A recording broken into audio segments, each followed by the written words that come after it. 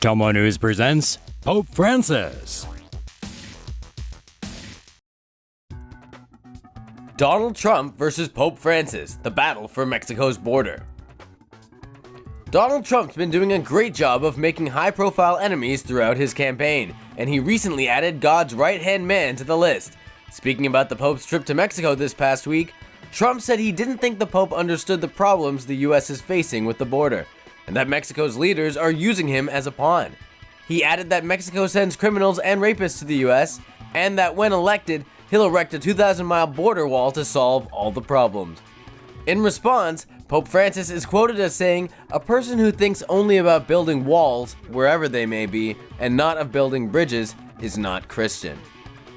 Well, the Donald didn't care for the Pope's weigh-in, saying, "For a religious leader to question a person's faith is disgraceful. I am proud to be a Christian." He also said this, If and when the Vatican is attacked by ISIS, which as everyone knows is ISIS's ultimate trophy, I can promise you that the Pope would have only wished and prayed that Donald Trump would have been president. Dear God. U.S. begins massive security operation for Pope's visit. Authorities have launched one of the largest security operations in U.S. history in preparation for Pope Francis's visit starting Tuesday.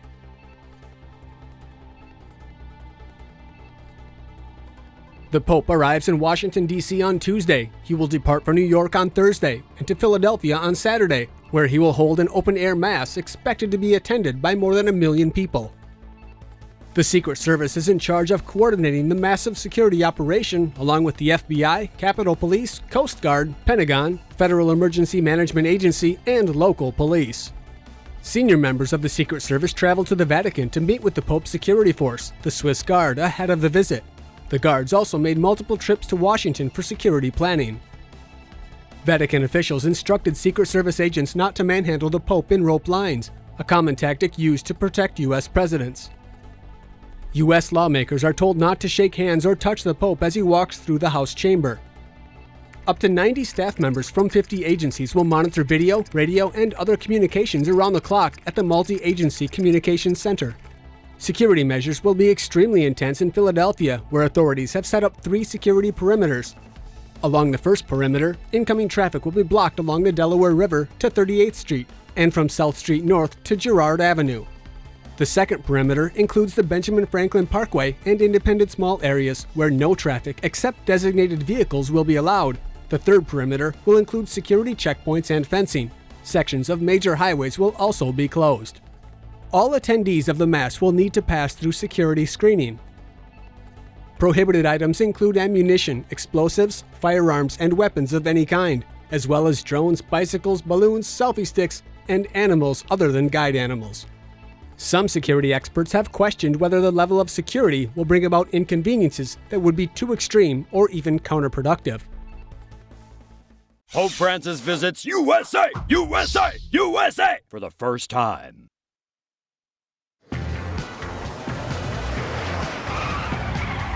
Pope Francis landed to a red carpet welcome on Tuesday with President Obama there to greet him as he begins his first visit to the U.S.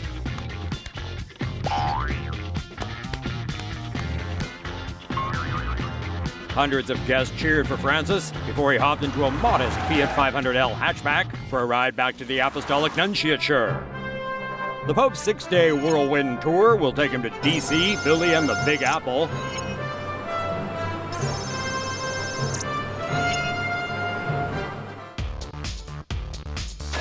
Where he'll be holding masses and other public events. As he meets with President Obama, how will he react to the rainbow carpet on the White House lawn? But no doubt everyone is waiting to see what Pope Francis will say when he addresses both houses of Congress. Can the Pope slap some sense into the global warming doubters in the GOP? Will Francis give the Dems a tongue lashing over abortion and gay marriage? And with a Pope as chill as Francis, wonder how he's going to interact with everyday Americans.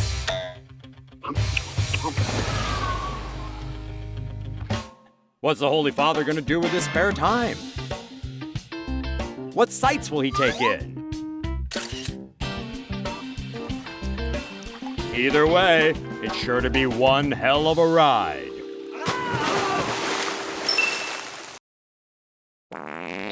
Filipino traffic cops to wear doo-doo diapers for Pope Francis's visit.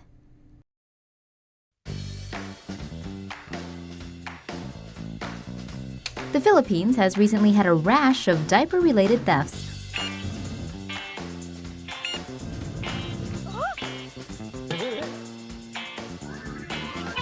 While diaper sales and stocks have skyrocketed.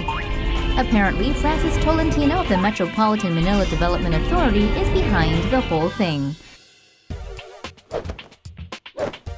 Pope Francis will be dropping in next week, so to ensure that traffic runs smoothly in Manila, Tolentino has ordered 2,000 traffic cops to throw on some diapers so they can do the duty while on duty.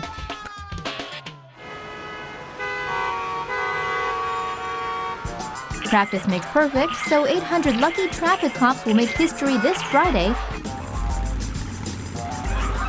by being the first Filipino cops ever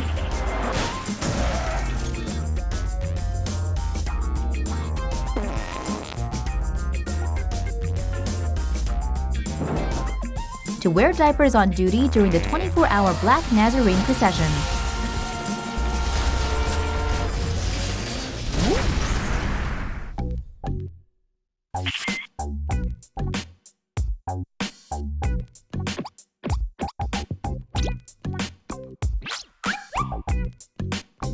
Tolentino also said priests, nuns, seminarians, and the elderly should toss on some Depends,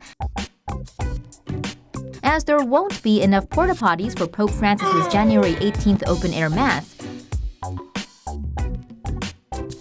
When asked if he will wear a diaper, Tolentino said, "I will try, but in my case, I have less hydration." A simple no would have sufficed.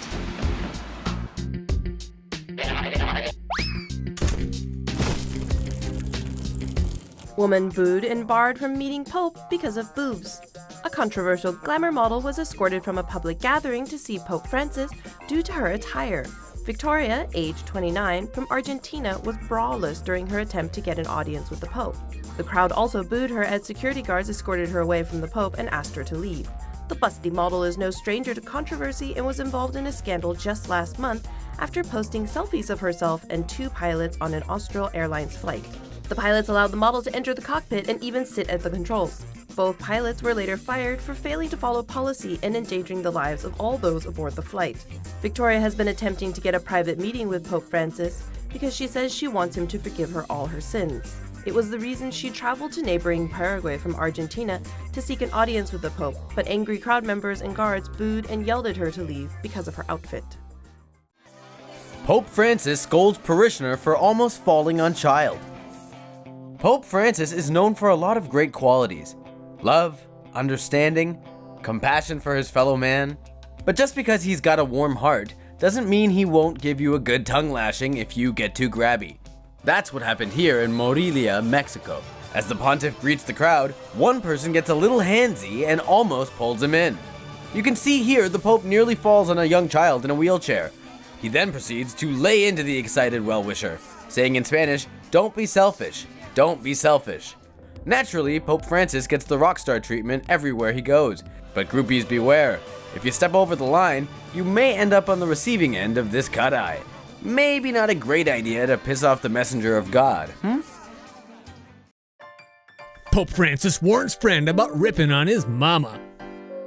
While on a plane to the Philippines, Pope Francis made some comments about the recent parish terrorist attack that some think weren't so holy. When asked about the relationship between freedom of religion and freedom of expression, he had this to say. Everyone not only has the freedom and the right, but the obligation to say what he thinks for the common good. We have the right to have this freedom openly without offending. But what happens when the expression does offend, such as what happened in the case of Charlie Hebdo? It is true that you must not react violently, he continued, but although we are good friends, if he says a curse word against my mother, he can expect a punch. It's normal. You can't make a toy out of the religions of others, he added. These people provoke and then something can happen. In freedom of expression, there are limits. A Vatican spokesperson clarified that what the Pope said was in no way intended to be interpreted as justification for the violence and terror that took place in Paris last week. Once again, Francis's words are making him look more like a lone wolf than the shepherd of the Universal Church. After 50 years, the U.S. and Cuba decide to normalize diplomatic relations. President Barack Obama, along with Cuban President Raul Castro, agreed to restore provisional diplomatic ties and ease trade restrictions, which both leaders broadcast to their audience earlier today. Okay, this is fine and dandy and all, but there are more than a few of you out there who probably don't know how Cuba got to be on America's X list in the first place. See, in the 1930s, Cuba was the richest Latin American country, but in addition to being America's island playground, there was a huge wealth gap. That caused revolutionaries like Che Guevara and Fidel Castro to revolt and start a communist government. They signed a treaty with the Soviets for trade, protection, and arms. America didn't like that, so the CIA tried to invade in 1962, but failed. The Soviets then sent nukes to Cuba, and that almost caused World War III. Luckily, everyone backed down. The damage was done, though. America broke full ties with Cuba and placed trade sanctions on its ships and tourists dealing with Cuba. At first, Russia was its biggest trading partner, but after the fall of the Soviet Union, another country stepped in and filled the void. Can you guess who? The whole debate on whether to restore trade with Cuba has raged on for years. The embargo and prohibited travel has even ripped apart whole families and lives. Just ask any of the many residents of South Florida who have Cuban descent. Many U.S. presidents have attempted to normalize relations with Cuba, but it seems Obama had been talking in secret for months to get this deal to happen. He and Castro agreed to start releasing each other's political prisoners and former spies as soon as possible, meaning immediately, as a sign of good faith. Next, a framework will be laid to ease banking restrictions in order to help families in America send money back to Cuba, along with enabling businesses to invest and tourists to spend. This also means the reopening of embassies and consulates will be in the offing as well. It's reported that the Vatican and Canada also had a hand in brokering today's agreement. This won't be a cakewalk, though. First, Obama needs to get the deal past a majority GOP Congress that could stop any of this from happening anytime soon. And also, it's not like the U.S. is the only game in town. Many other countries have had open ties with Cuba for decades. There's also the question of what kind of leverage the U.S. can use to force Cuba to do the right thing once full ties are restored. Sure, Cuba will probably have a Starbucks on every corner afterwards, but please try to remember what got us here in the first place. Pope Francis to make Mother Teresa a saint. Mother Teresa, the tiniest nun with the biggest of hearts, will officially be named a saint of the Catholic Church. Pope Francis recently approved the second miracle attributed to Mama T's intercession. Just like your employer wants 2 forms of ID before they hire you, the Catholic Church wants 2 miracles before canonizing you as a saint. Sorry, Kimye, it's more than a name. Monica Besra was the recipient of Mother Teresa's first miracle when a beam of light emitted from a picture of the nun and the Indian woman was relieved of a stomach tumor. The second miracle was healing multiple brain tumors in a Brazilian man who had prayed to the deceased nun to intercede. Despite living a life of serving the poor in Calcutta, Mother Teresa didn't avoid criticism. One of her biggest critics, Christopher Hitchens, called the nun a fanatic, a fundamentalist, and a fraud in his writings. Pope Francis is expected to announce her sainthood on September 5th of next year, the 19th anniversary of her death. Pope Francis cruising around in several POPEMOBILEs on U.S. trip. Pope Francis will be traveling in a newly modified Jeep Wrangler POPEMOBILE for most of the duration of his trip in the United States. However, his other choice of transportation may surprise you. Pope Francis started his U.S. tour this Tuesday in a black Fiat 500L that was waiting for him on the tarmac at Joint Base Andrews. The Pope sat in another newly modified Jeep Wrangler Wednesday to travel through Washington, D.C. The Pope opted for an open-sided vehicle so he can be closer to the people. However, this also puts the pontiff at greater risk. The bottom of the vehicle is reportedly fitted with blast-proof technology to protect him in case of explosives on the road. Over the course of his papacy, Pope Francis has used modified Mercedes, Toyotas, Kias, and Hyundais, among others, as modes of transportation. The Pope will continue his U.S. tour to the capital on Thursday. Pope Francis favors more open POPEMOBILE. Different vehicles will be used by the pontiff during his visit to Latin America. New POPEMOBILEs will be provided by Ecuador, Bolivia, and Paraguay during Pope Francis's visit. The Pope decided to forego a bulletproof POPEMOBILE in favor of open vehicles, which increase the risk of an assassination but mean he is closer to the people. Other basic requirements from the Vatican for POPEMOBILEs are still in place, including a canopy to protect the Pope from rain, a throne where the Pope can sit, handrails enabling him to stand and wave to crowds while the POPEMOBILE is in motion, and steps to allow easy movement into and out of the vehicle. Pope Francis's vehicles differ from Pope Benedict's, which were made by Mercedes, had bulletproof glass and doors, an air conditioning system, and an illuminated roof lining. After his visit to Ecuador, Pope Francis will travel to Bolivia and then Paraguay. The three countries are among the poorest in South America. Holy smokes! Meet the new Pope, George Bergoglio!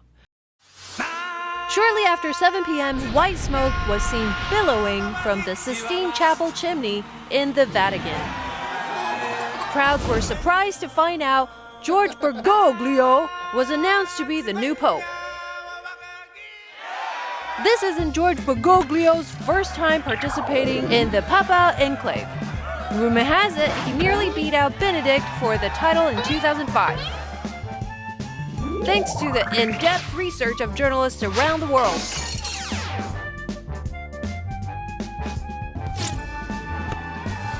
We know that Bergoglio is an Argentinian, respects gay and lesbian individuals,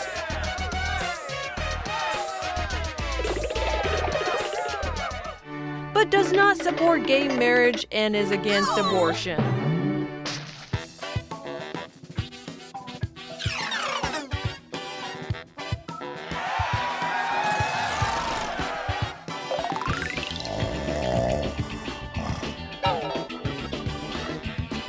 Are you excited for the first Jesuit Pope? Let us know in the comments.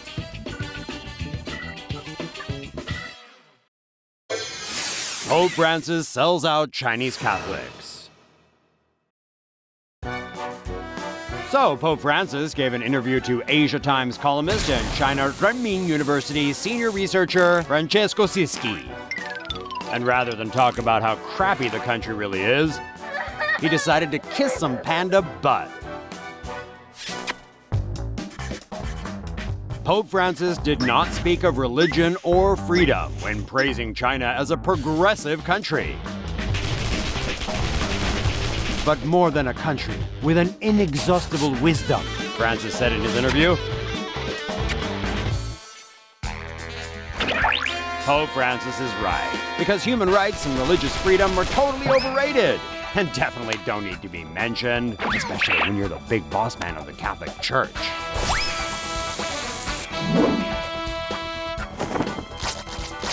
Maybe since Francis thinks China is so great, they should think about moving the Vatican to Beijing.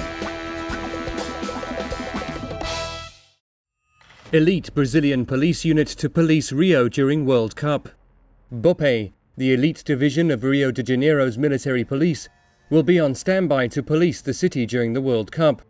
BOPE will be tasked with dealing with football hooligans if post-World Cup partying spirals out of control.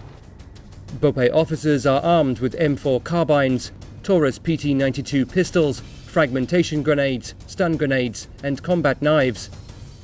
They are protected by ballistic body armor and helmets. The Special Division's logo is a skull pierced by a knife and 2 golden pistols.